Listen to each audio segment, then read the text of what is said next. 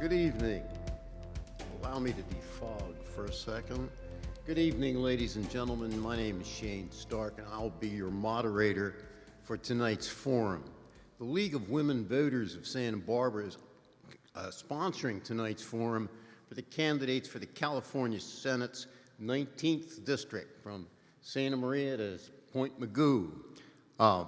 We're coming to you live and socially distanced from the Santa Barbara Women's Club, Rockwood, who we thank for their cooperation in making this space safe and available. We hope this forum will inform you, the voters, of the candidates' views on issues of interest to you. Note that the League does not support nor oppose any candidate or political party.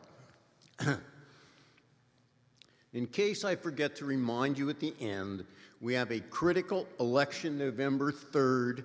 You can check to make sure that you're correctly registered and that your voter registration is up to date, your address, etc., at voterstatus, one word, .sos.ca.gov. If it needs to be updated, you can re-register to vote at registertovote.ca.gov. All registered voters in California will receive a ballot in the mail, so be sure to register by the October 19th deadline so that you receive your ballot packet in the mail, and remember to vote. We do not have a public audience this evening. We've solicited public input from the public via email and included some of the questions that we got. Thanks to Sylvia Uribe of Transil Pro, who will be providing simultaneous interpretation from English to Spanish. Thanks also to Gary Atkins Sound Systems for the audio and TVSB for live streaming the forum on the League Facebook page and videotaping it for later viewing on YouTube via the Santa Barbara League's website, lwvsantabarbara.org. One word. It's a long word. All of you are welcome to join the League and to make a tax-deductible contribution to the League's Education Fund, which finances voter education programs such as this. Both our candidates for State Senate are here with us this evening, Monique Limon and Gary Michaels. Thank you for attending and for running for office. Here's how the forum will work. We use the traditional League of Women Voters process and ground rules, which both candidates have agreed to follow, to maintain civility, a precious commodity, and the issue-oriented nature of our forum. We do not allow candidates to make negative comments about other candidates' character or qualifications, but rather we ask them to address their own qualifications and vision for office and their views on issues facing California and the 19th District. First, each candidate will make a brief opening statement up to 2 minutes. Then I will ask them questions, giving each candidate a maximum of 1.5 minutes to answer. We'll rotate the order of responses. A League member will operate the electronic timer, an actual prototype acquired from a top-secret Space Force lab. Very high tech. The candidates will answer as many questions as possible within the remaining time available. Please note we have plenty of questions, including some from community members, and it is not unwelcome to respond briefly or even agree with your opponent.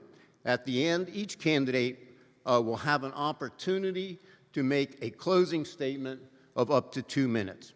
Let's get started. Somehow we have to decide who goes first. I have no money. I'm an annuitant. I have 1 coin. Monique Limon, who gets to call the coin. It's tails. There's a picture of Oklahoma on it. So you would get to go first. Okay, great. And can I begin? yes, go. Great, thank you so much. Thank you to the League of Women Voters for putting this together, and to all of those who are supporting the efforts. I am Monique Limon. I am the State Assembly member for the 37th Assembly District and running for Senate District 19. Over the last 4 years, I've served as a state representative in this very community, and it has been an incredible 4 years, but also unprecedented 4 years. Whether it's the fact that we dealt with the Thomas Fire, the debris flows, the pandemic, we've had a lot of surprising issues in our community, but I have been a member of the legislature who has been responsive to the district that we have, and also to the many issues.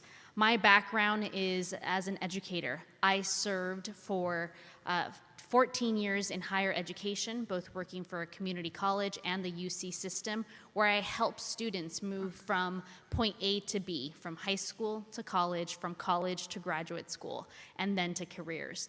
It has been, those 14 years, I think, is what inspired me to run for office. This is not something that I always planned on doing, but something that I was involved with, given the work that I did with students and family in this very community. I learned so much about the issues that our students and families in this community are facing. Issues related to housing, to jobs, to so many issues and important themes that I think are still going. The importance of environment, the importance of women's choice, the importance of healthcare. So many of these issues inspired me and also helped me understand that there's an intersection between the work that I did as an educator and the work that the California legislature does.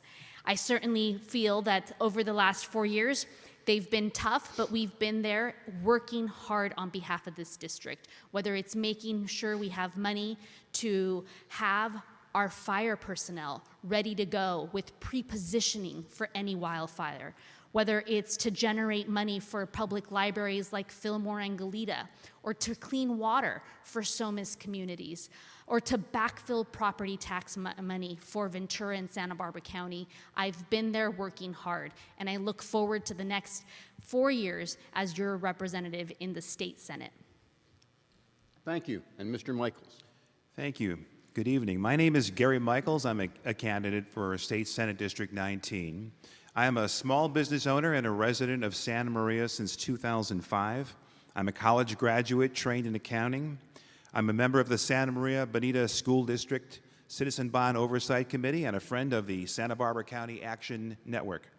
I came to Santa Maria in 2005, 15 years ago, to launch Comcast's business services operation in Northern County. My business experience comes from 2 industries, broadcasting and cable, and telecommunications. I've held managerial marketing and administrative jobs, which are complex jobs requiring high organizational skills. I've held entrepreneurial jobs requiring trade openness, risk-taking, and creativity. I'm trained in nonprofit and public accounting, and have had corporate and independent marketing experience to local, state, and federal governments and private and public schools. So why am I running for state senate? The locally elected in my community are not getting state attention. One example that most are familiar with, the DMV. When I arrived in Santa Maria, city leaders lobbied for a new DMV building. In Santa Maria, it was built in the 1960s, first used in 1970, yet it's so small, long lines of customers spill outside of the building.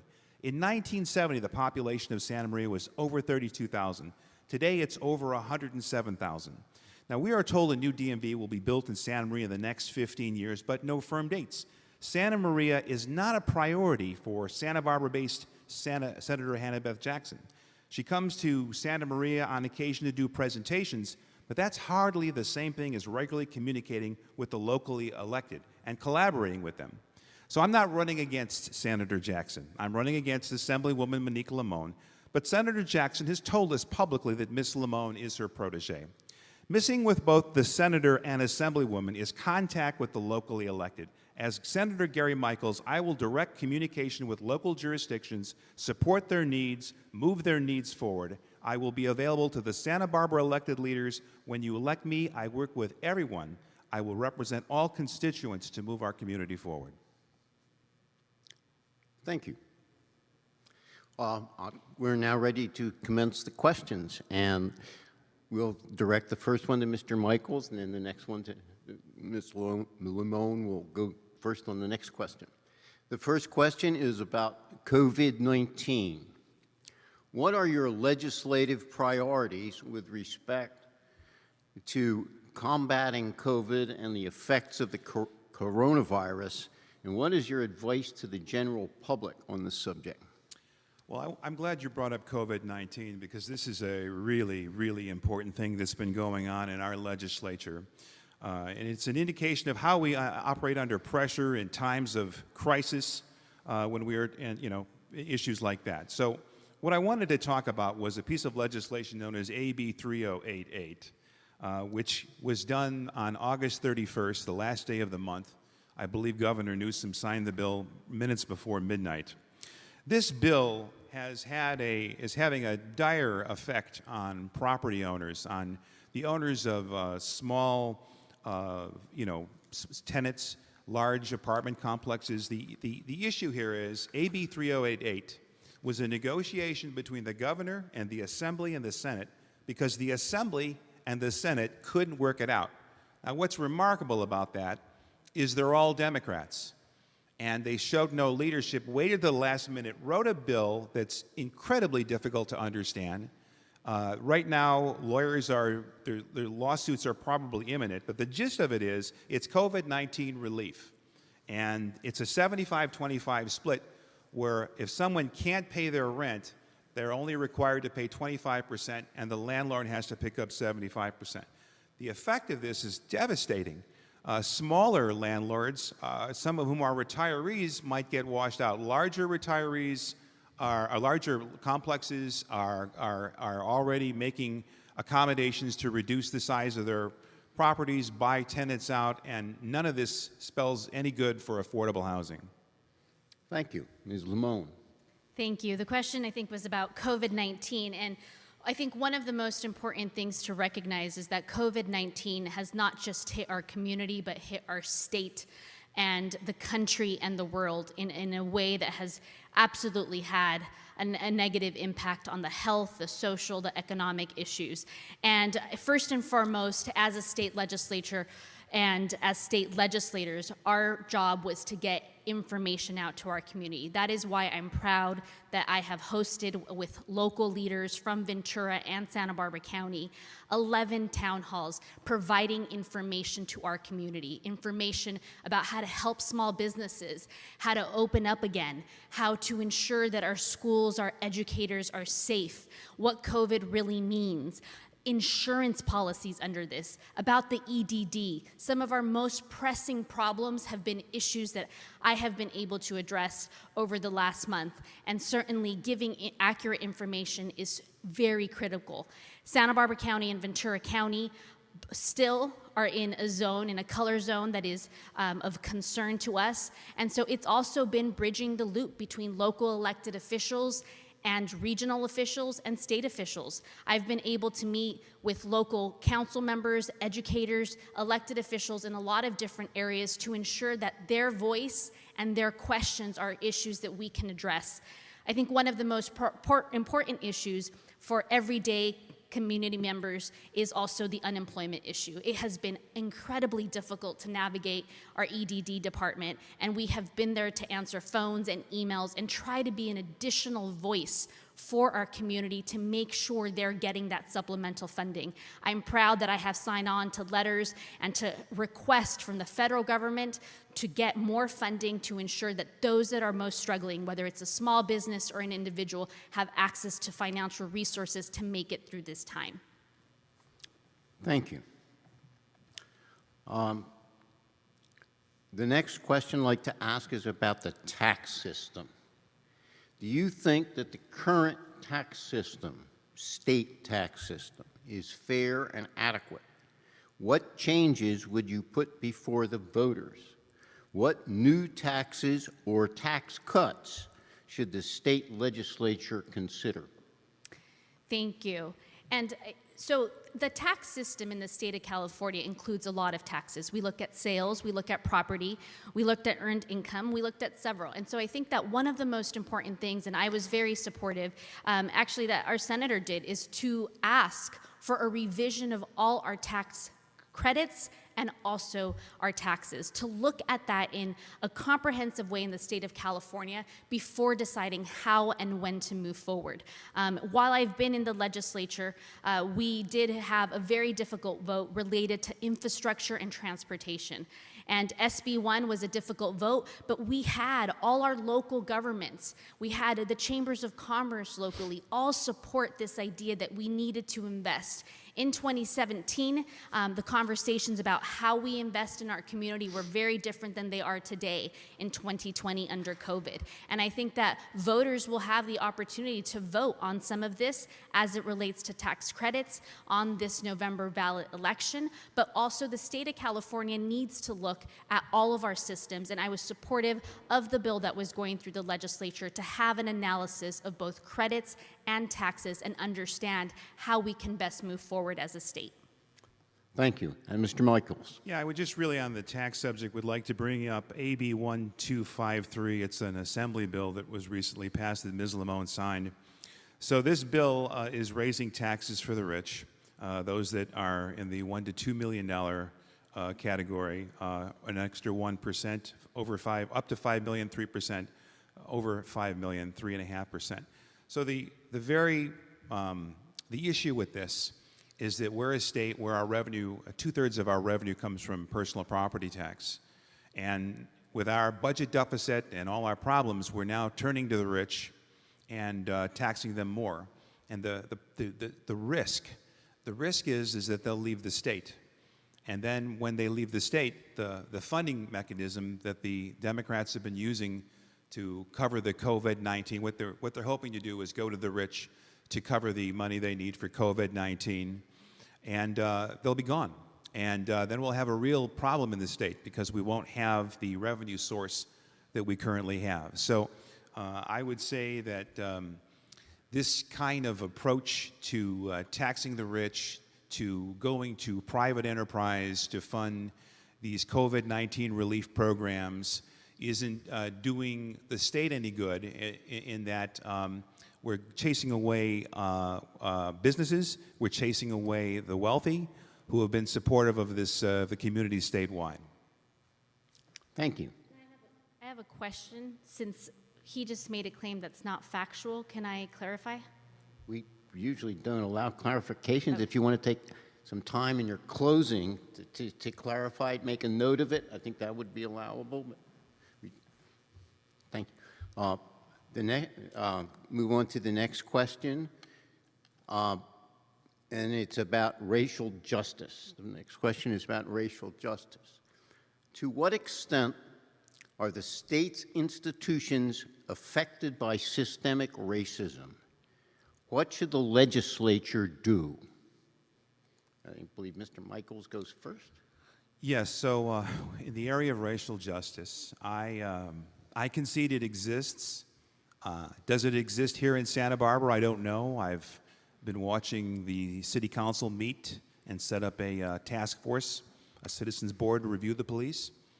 I'm not an expert in this area. I have read some of the Department of Justice material about the racism that existed in Ferguson, Missouri around the time of 2012 to 2014, which was where black Americans were unfairly targeted for ticketing, really to provide revenue for the municipality, which I'm sure if they do it, there are probably other municipalities that have done the same thing.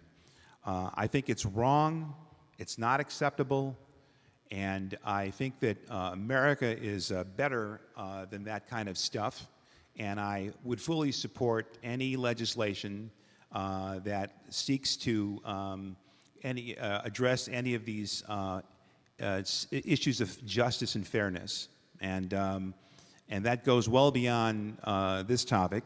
But I'm just saying that I'm on board with it, and I get it, and I hope to support those changes. Thank you, Ms. Limon.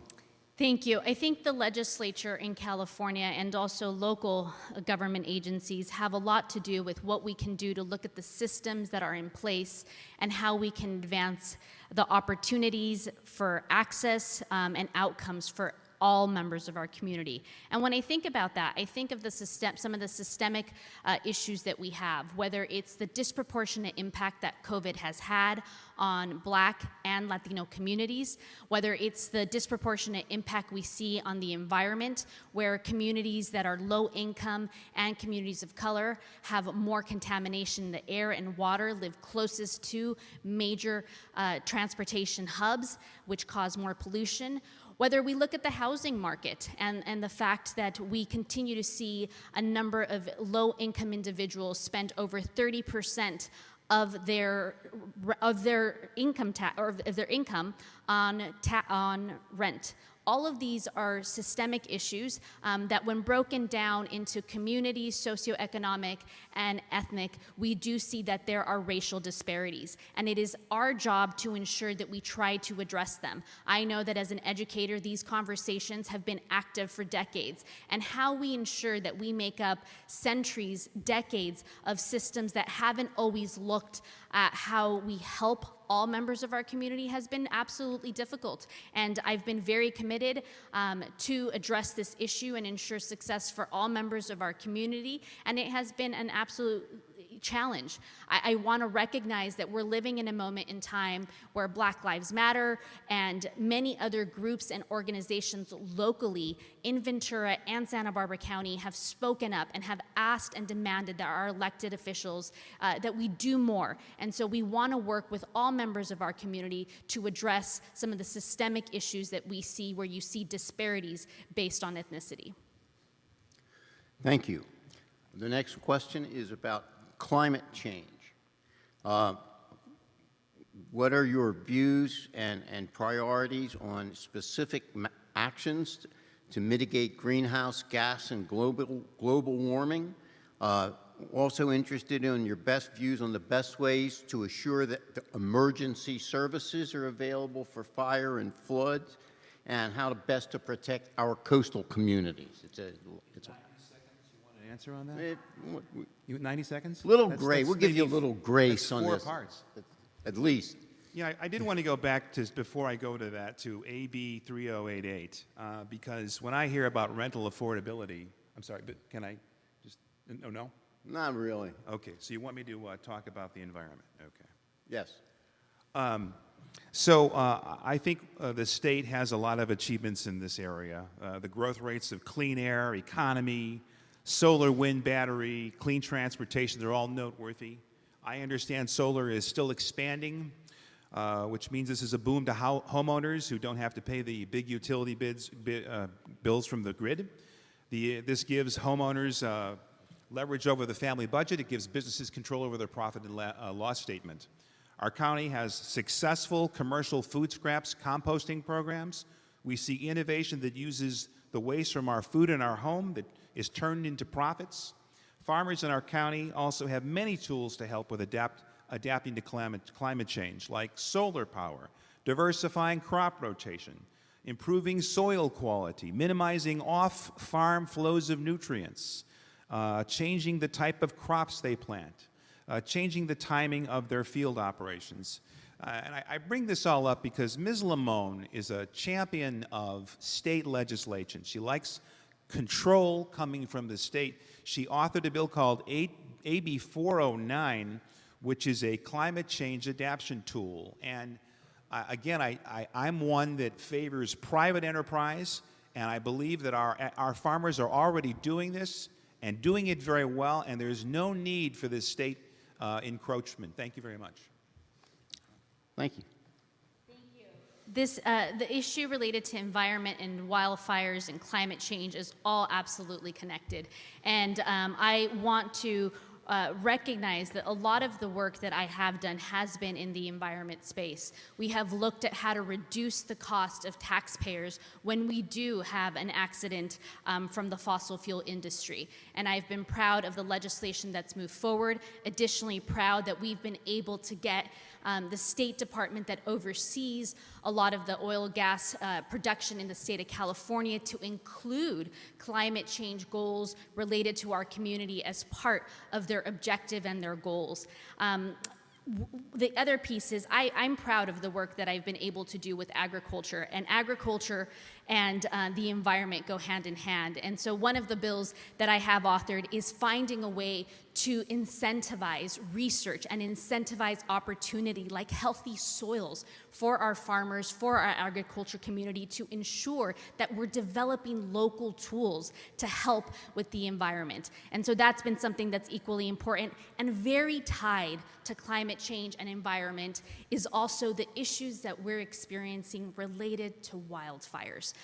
The increased dry conditions, lack of rain, have all had an impact on the intensity of wildfires, not just in our country, but in our state and here locally. I know what it's like to lead in a time where our community is having one of the biggest wildfires like the Thomas Fire. I know what it's like to partner with firefighters, with law enforcement, with community leaders to get these resources here. And I'm proud of the support that I have, but also proud that we have been able to ensure pre-positioning, getting ready for those fires. That is something that I fought for, and I'm something that I think has really benefited our community, and I will continue to do that.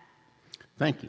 I think I jumped the order here. So, I think Ms. Lamone you went first last? No, you should go first this time. I'm old, but I'm slow. I can't get into it. This next question is about housing, and then the question is, how would you balance the state concerns with providing housing with local control over community land use issues? What is your approach to balancing them? And we'll start with Ms. Lamone. Thank you. And I think that this has been an issue that's been near and dear to Ventura and Santa Barbara counties. And it has been a balance. I've been a member of the Housing Committee for 4 years, and I can tell you that there's bills that I've supported and bills that I haven't supported in our community. And when we think about the housing market, it's not just tenants, it's homeowners and landlords as well. And it's been very important to understand the needs of the district. For example, one issue where I've expressed concern in the Housing Committee is what we do when we build out in high fire zones. This is an issue that's very concerning for our community, and I've raised it as a very local issue, and I've had objections to bills that have come forward that have not included the consideration for some of our most vulnerable land areas. I've also looked at the opportunities where we do need to build. Where do we do infill? Where do we do mixed use? How can we incentivize affordable housing? Because an incentive is absolutely needed. And those are some of the areas where I've been able to work very closely with our community. Another issue that's related to housing and tied to it is the fact that so many people in high fire zone areas are losing their ability to insure their home. And the reality for them on whether they're going to be able to stay in that home is something that they're grappling with. And I have been able to author legislation. We haven't been successful in getting it out of the Assembly or the Senate, but author legislation to ensure that we have more buy-in from our insurance companies, that we have an analysis when insurance companies are making decisions about where to insure homes and why it's a problem to have many homeowners who are now finding themselves without homeowners insurance because of wildfire, an issue that we anticipate we will continue to absolutely see. Thank you. Mr. Mike. Yeah, I'd like to talk about wildfires for a minute. Everyone in Santa Barbara knows how devastating they can be. Sundowner events can ignite shocking fires. And I think that we should thank the men and women who are out there putting these fires out right now as we're doing this show. However, the situation underscores the need for homeowner insurance protection. So Assemblywoman Lamone co-authored a bill by the number of 2367 This is a bill that said that regardless of the rate level, in the interim, the insurance company has to pay the applicant regardless of price. And that in the bill was created in such a way that a commission in time would create policies and guidelines. But in the interim, the insurance company was on the hook to fund the policy. Now, to write a bill like that, when you know that the average price of insurance in Florida is $2,000 a year, and in California it's $1,008, the wildfires in 2017-18 were hotter than they were in the past 10 years. That in 2017 alone, there were $26 billion of insurance losses that wiped out 25 years of insurance industry profits. You talk about the climate change crisis in California. Others talk about grass and brush and the 300 to 400 trees per acre, which is an unhealthy density, but don't allow the insurance companies to price in this risk. This is a bill that was made to look like something was being done proactively to provide insurance, when really what it was wildfire smoke. Next. Yeah, next question is about innovation and jobs. What can the legislature do to encourage innovation and create jobs and vibrant communities? And let's see, I believe you're first, Mr. Mike. Thank you. You know, I'm optimistic. Employers added 1.4 million jobs last month, and it's helping. But we are in a deep hole, but employers are bringing back workers. But layoffs are permanent, and in a way, this describes the situation in California. Excuse me. Before COVID-19, the California economy was in trouble. During the Great Recession, California's job loss accounted for about 25% of the nation's job loss. And the state only has 12% of the U.S. population. In 2018 and 19, California's annual job growth rate fell below the nation after exceeding it for 7 years. And then a slowdown was continued to project and continue this year and next year as well. Last week, I reached out to the Workforce Development Board and UCSB for employment data. A labor market consultant with the state says that between January and July of this year, leisure and hospitality in this county lost 13,400 jobs. Accommodation lost 2,900 jobs. Food services lost 9,100 jobs. Bob Tuller of Radius Commercial put out a webinar a few weeks ago, and it was mentioned that it's possible on State Street in the months ahead there could be a retail vacancy rate of between 12 to 18%. North of 20% takes 5 years to cover. So here's what we need to do. The key is creating jobs through government policy. It's not less regulation of safety, not cutting wages, not skirting environmental rules. It's letting the private sector do what they're supposed to do, but setting ground rules and an incentive structure. So here's what I will do if I'm elected. In the cities, we will go to the leaders of companies right here in Santa Barbara and have them come back to their offices when the time is ready and lead their employees back into the marketplace. And the political class needs to support them, collaborate with them, and do whatever they need to do. If that means getting burdensome Sacramento regulation off their back, it needs to be done. But it has to start with our business community leaders. Thank you. Thank you. Ms. Limon.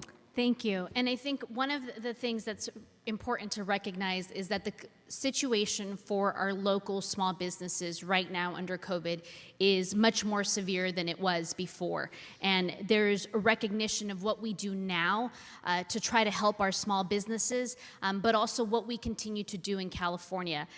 We have been a state that, despite the rhetoric, has seen an increase in our business community and also innovation. However, it's still difficult. I know because I come from a family of small business owners. I hear on a regular basis how difficult it is, but I also see how hard they work in our community to make ends meet. I have been supportive, especially during this time of the pandemic, to try to find ways to help small businesses. I introduced a bill related to business disruption insurance because that was one among the top issues that I was hearing from local businesses, the fact that their insurance wasn't covering the disruption that they saw within the pandemic. pandemic. And this was very difficult to do. It forced a conversation in the state legislature. And while we didn't get the outcome we wanted, it did mean that their voice was taken up to Sacramento. Additionally, I've supported more funding for businesses to deal with the pandemic. How they do that? By ensuring that we have small grants available through the iBank, through the California iBank. And certainly I think there's a lot more that we can all do to help our small businesses and making sure that we are not just accessible to them, but also that we're identifying state resources in terms of what can help them now and what can help them as we move forward. We have looked at what's imposed on small businesses, what it means, but also how to make sure that the small businesses have employees who are able to go back to work. It has been a delicate conversation, but one that I'm absolutely committed to ensuring to move forward. And I think that small businesses now are struggling more than they ever have. I know as the chair of banking and finance, I've raised the question about what do we do with mortgages and rents for small businesses? How do we advance that conversation? And how do we ensure that our small businesses also don't get left behind? And I've been able to help some of the small businesses directly deal with some of their financial institutions to be able to get more time to pay off some of their debt. Thank you. Both answered now? I'm sorry? You both answered now? I was just trying to figure out who got, you get the first question. Start writing, okay, I'll keep notes. As I mentioned before, old, slow. The next question is about infrastructure. What is your plan to ensure California has a functioning, effective infrastructure? Thank you. And when it comes to infrastructure, I point to one of the hardest and most difficult bills that we voted for, SB 1, which had the support of all our local city and county governments, as well as local chambers of commerce. Our investment in infrastructure. Unfortunately, we were not able to get federal support for it, but the state of California had to look at how important infrastructure was. I was proud that local law enforcement also talked about infrastructure and how important it is to get from point A to point B. And so some of the things that we have seen out of SB 1 have been local improvements to roads, to conditions, to public transit in our community in both Ventura and Santa Barbara County. And I think that that has been the only source of funding for local communities in well over a decade to be able to invest in infrastructure. I know local communities are struggling, and many of them have tried to actually find ways to invest locally, but times are difficult and we likely won't see it. So I think it's really important that we preserve the investments we've made through SB 1 for our community, and it's important to ensure that the outcomes we get are ones that connect our community. We live in a community that is a transit community, a community that commutes between Santa Maria to Santa Barbara, Ventura, Oxnard to Santa Barbara, and everywhere in between. And it's so important that we have those connections in place, particularly living in a community that's right off the coast, where we know that the 101 will have concerns in years to come related to sea level rise and erosion.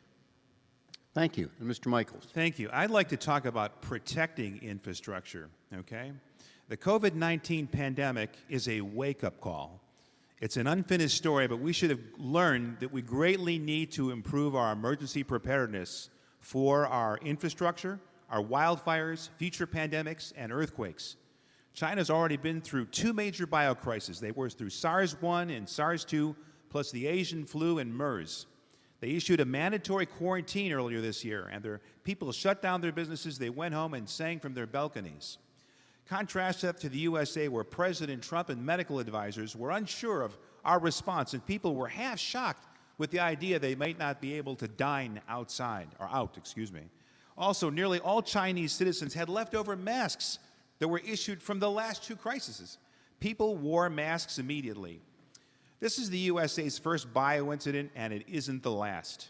COVID-19 also reminds us that we need to prepare for an earthquake.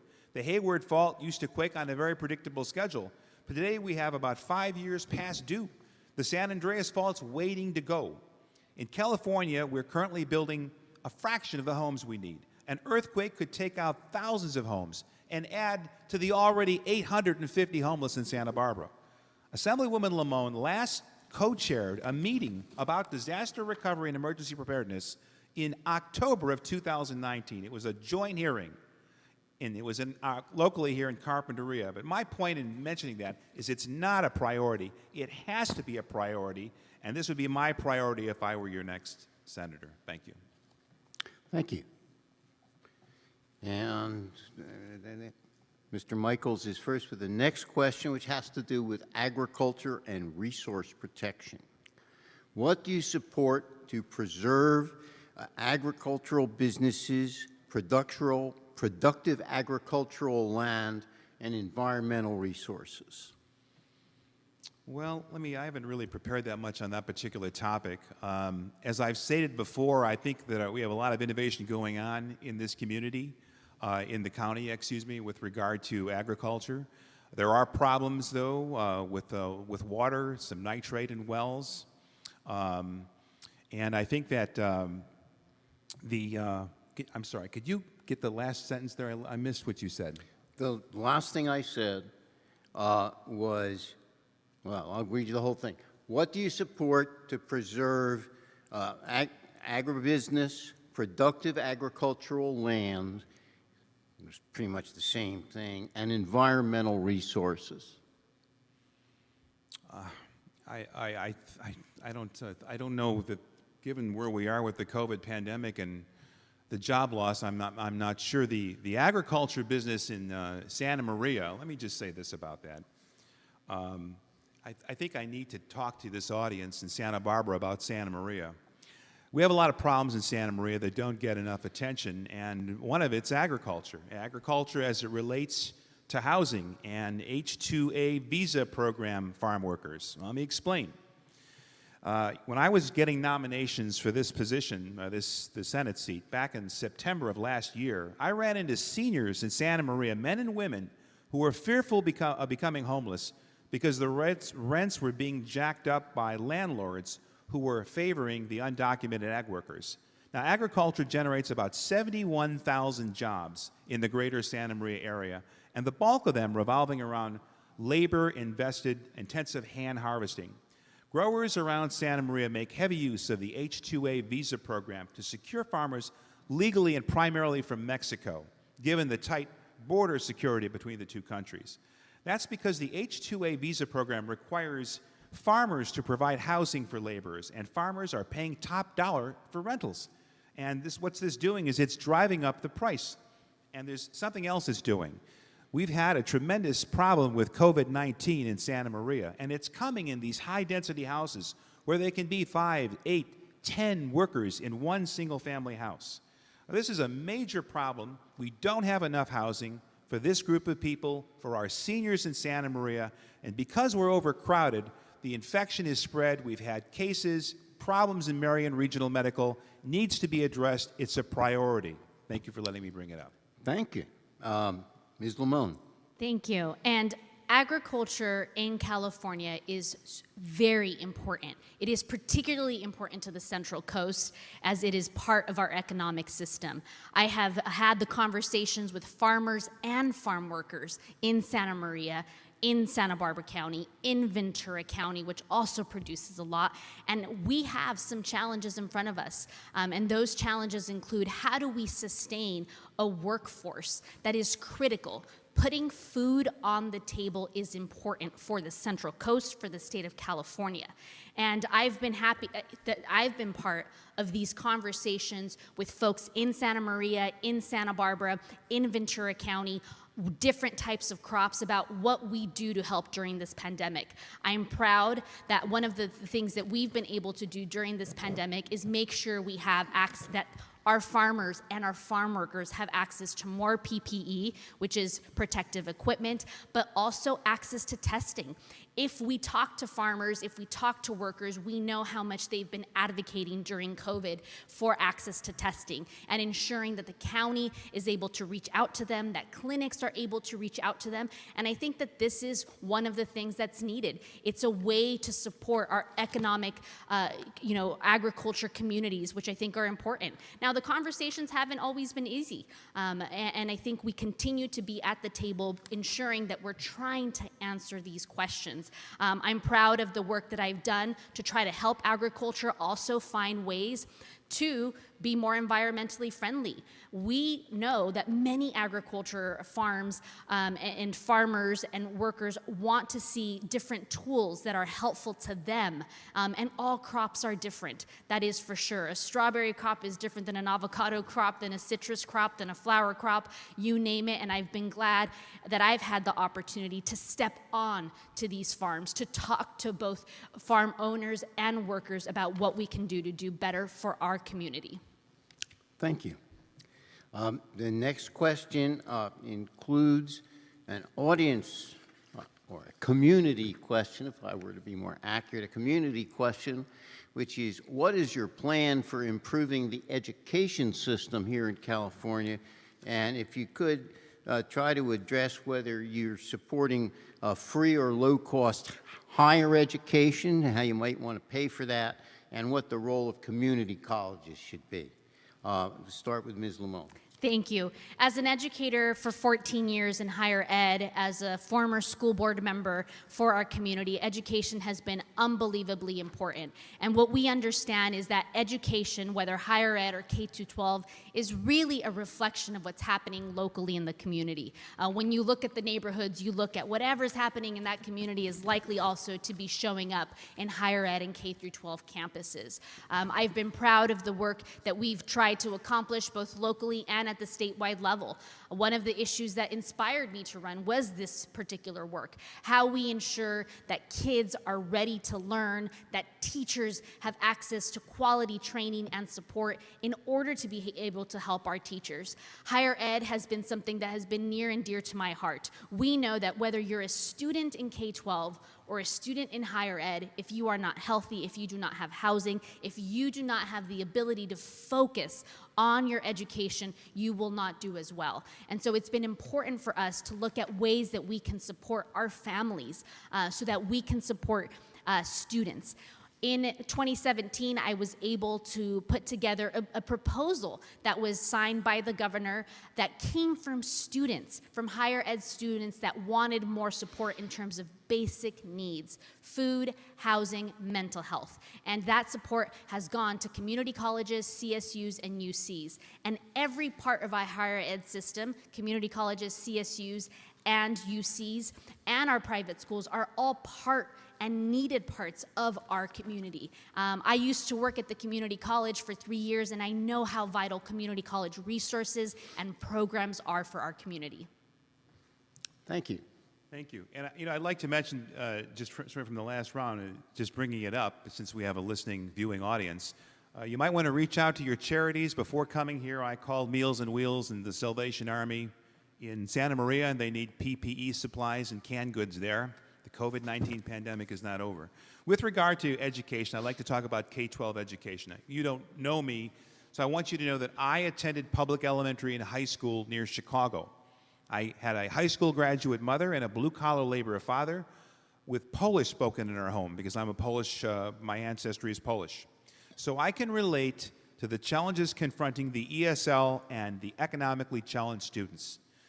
And so because of that, I get really upset when I read in the newspapers that half of our California students can't read at grade level, that only 32% of fourth graders read proficiently, that California sits behind the national average by maybe 25 states or whatever. The key to strong readers is providing knowledgeable teachers. Santa Barbara Unified School District, over 50% of the elementary's kids aren't proficient in math or English. At Oxnard High School, only 40% pass the English assessment tests, and 1 in 5 pass math. That's not acceptable. There's accountability is missing here. Ms. Lamone voted for some trailer bills in late June known as AB 77 and SB 98, and this allocated the K-12 school funding for the entire year. But what she did was, and with the rest of the assembly, is they X'd out the home-based charters, the independent schools, that from the $4.5 million coronavirus and the $100 million in state and health funds. And possibly because she got a $9,400 donation from the California Federation of Teachers, I don't know. But let me be clear. These students who are not doing well, to put them in this distance learning program where they've already not been succeeding in the classroom, and then transporting it by way of internet to their house isn't going to get them anywhere.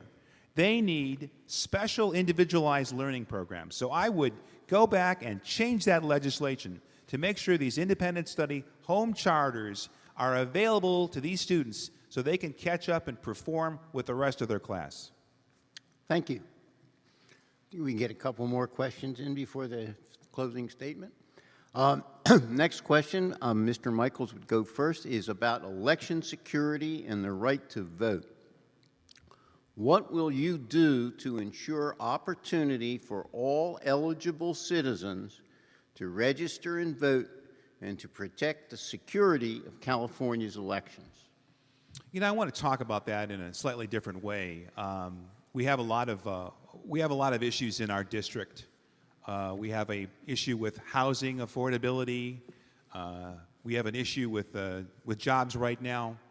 And when it comes to this topic, you know, immigration sort of comes up here. And I want the viewers to know that I am empathetic with the situation. In places like Santa Maria and Oxnard and elsewhere through our district, there are people waiting in line to become citizens here. And it's a long, awful process. It's like the DMV. And some people have been waiting 30 years. And you're not going to wait 30 years to get a driver's license to get your job. So I'm with you on this point. I support you. And I want you to vote. And I want you to become citizens. And I want you to know that I have your back. Thank you. Thank you. Ms. Lamont. Voters having access to vote and the protection of our voting system is absolutely important. This is why one of the town halls that I hosted brought Secretary of State Alex Padilla to our community virtually to answer questions about this system. We want people to have trust in a system. California has already had a vote by mail process far before the pandemic and will continue to do that. This is why we wanted to ensure that people who were eligible voters had the chance to vote, and why I voted in support of ensuring that when you mailing a ballot, you don't need a stamp, because we want every voice to count.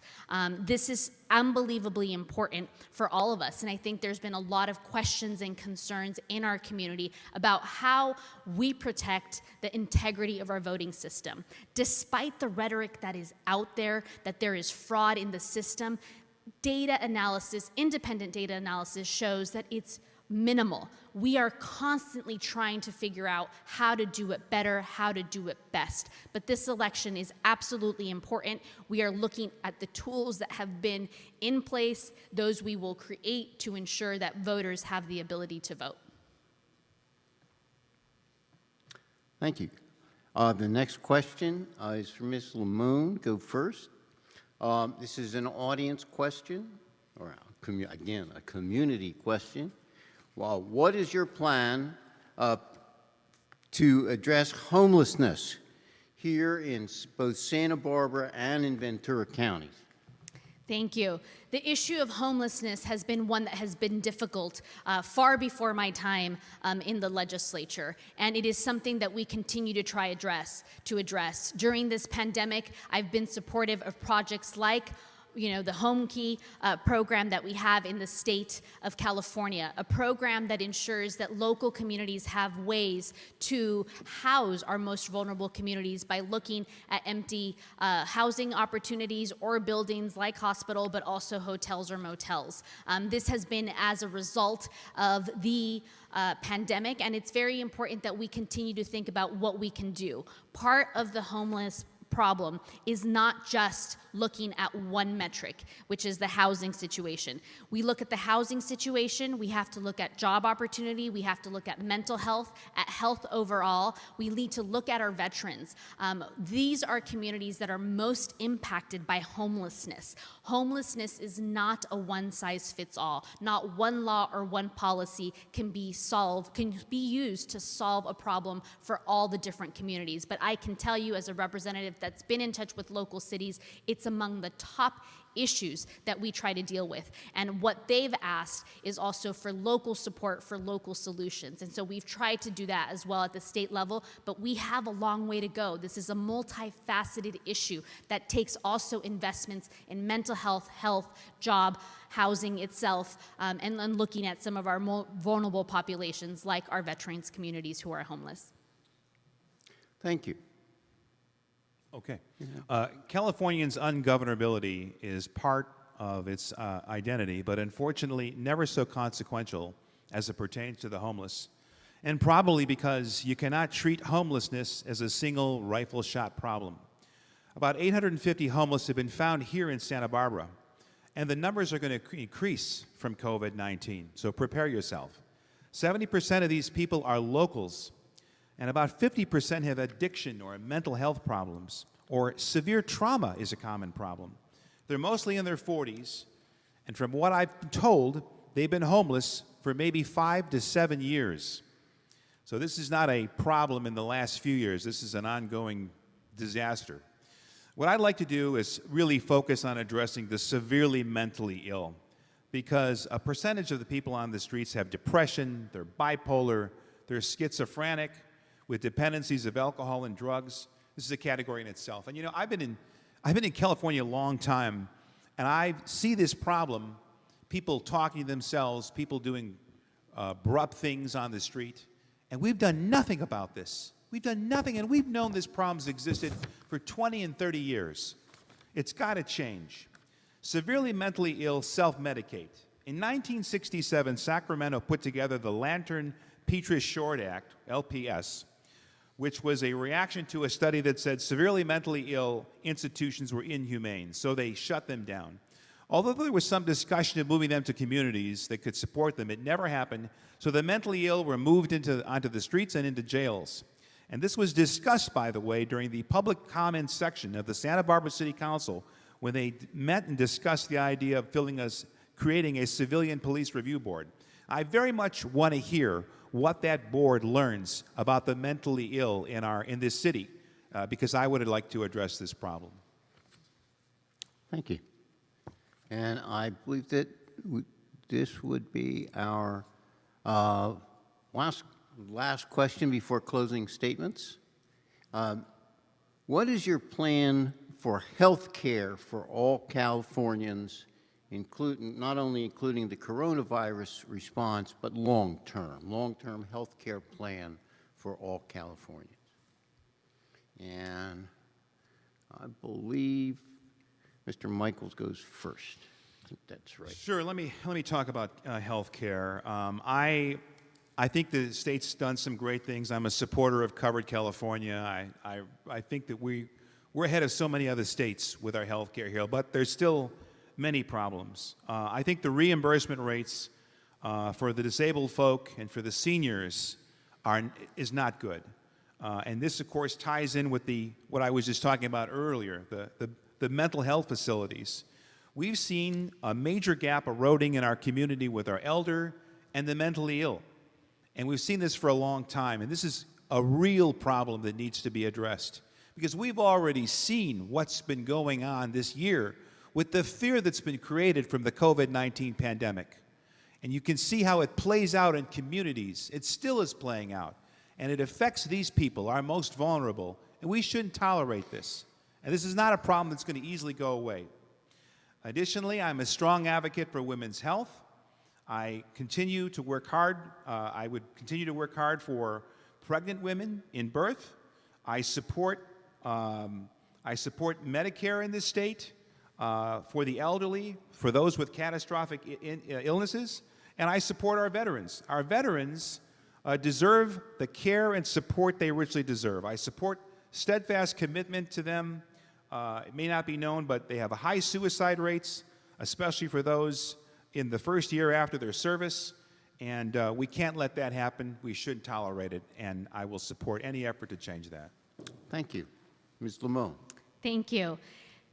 Healthcare is fundamentally important and a critical part of how our community keeps afloat, not just now during the pandemic, but even as we continue.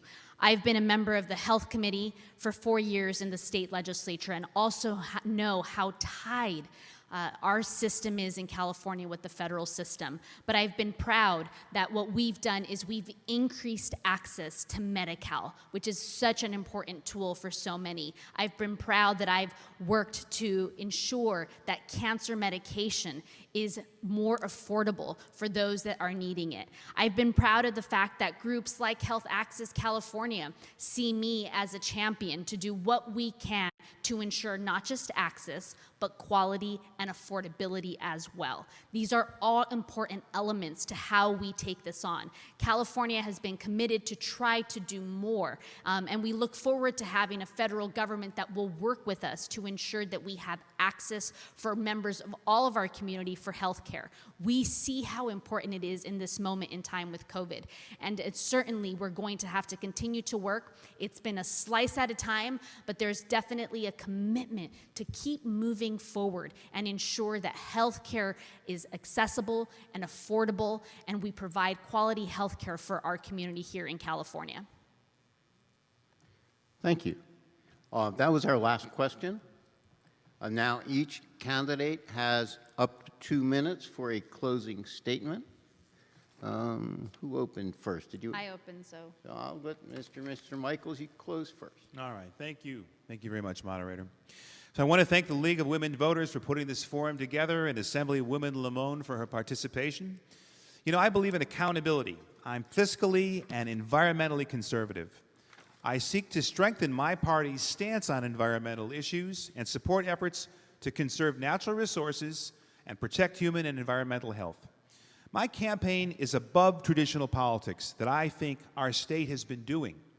I pledge a straightforward, competent, and honest approach for Santa Barbara and the entire district. We see from Sacramento too many legislatures not reading bills, authoring uncreative bills that incrementally modify existing law, and creating bills that are really written to help politicians climb the next rung upward on their political ladder. I pledge inclusion and collaboration. I will hire the best staff. Together we will contact mayors, council members, and all the local jurisdictions' elected leaders monthly. The locally elected need representation. We will work with everyone, whatever your politics, progressive, Democrat, conservative, libertarian, green. I want to get the fundamentals done right.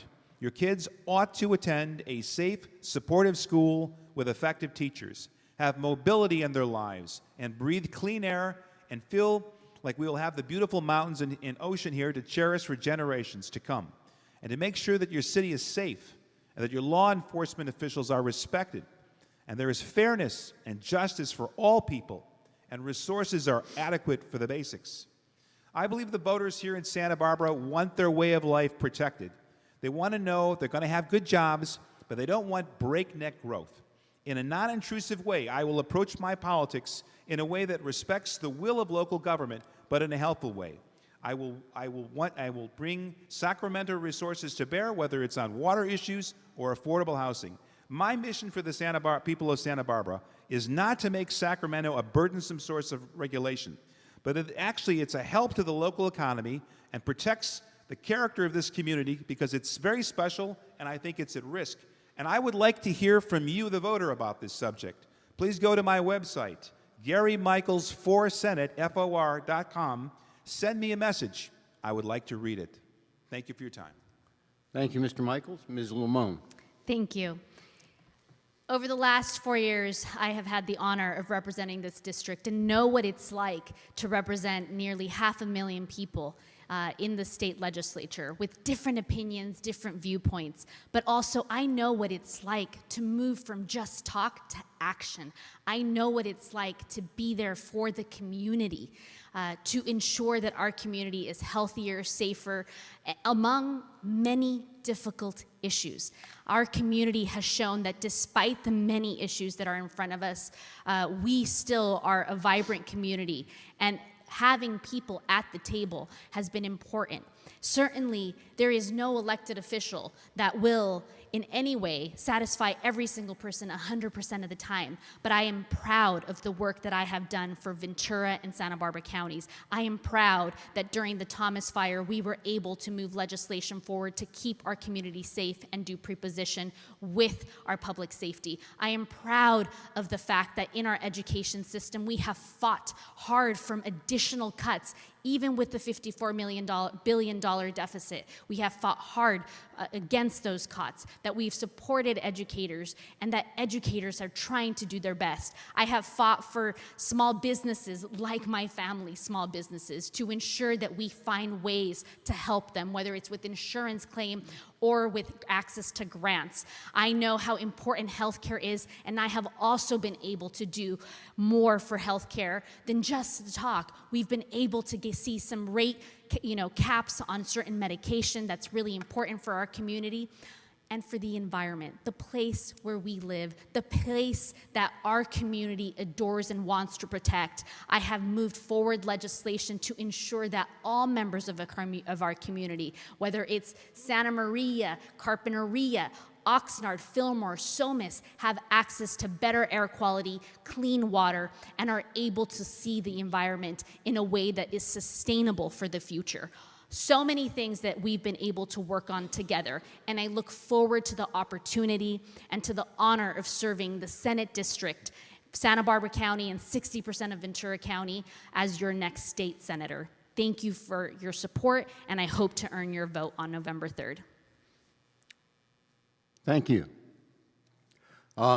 Again, thanks to the Santa Barbara Women's Club, TVSB for the video, Gary Atkins Sound System for the audio, Transil Pro for translation services, and all the volunteers of the League of Women Voters who help with this forum. Also, thank you to the candidates for joining us this evening. We appreciate your commitment for service and serving our community and for running for office. Thank you to everybody at home who has listened to this forum. We hope you found the program informative and useful as you prepare to vote.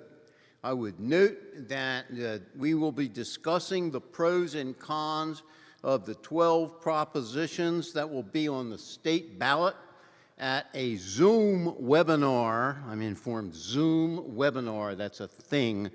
The forum will be on Wednesday, September 23rd at 5:30 p.m. To register for the Zoom webinar, send an email to voterservice, capital V, capital S, at lwvsantabarbara.org. And finally, again, make sure you're correctly registered to vote and vote. Your vote matters. Mail-in ballots will be mailed out by the county beginning on Monday, October 5th. I think that's true for both Ventura and Santa Barbara counties. You can mail them in. You can drop them off at designated places. Information on where you can drop off your ballot instead of mailing it is the address of all the county's drop-off boxes and the locations where you can vote in person, if you so choose, will be included in the packet of information you receive with your ballot. And last, for those of you who are planning to attend the candidate forum for the candidates running for State Assembly in District 37, that was scheduled for 7:00 p.m., please note that it was canceled because one of the candidates declined to participate. If you want to watch the recording of the candidate forum we had with all 7 candidates running for the State Assembly in the primary election, you can watch the recording on YouTube by going to our website, lwvsantabarbara.org, and click on the YouTube link at the bottom left-hand side of the page. The recording of the forum for the 37th District, California State Assembly is listed there. So thank you very much. Please stay safe, drive safely, and have a good evening.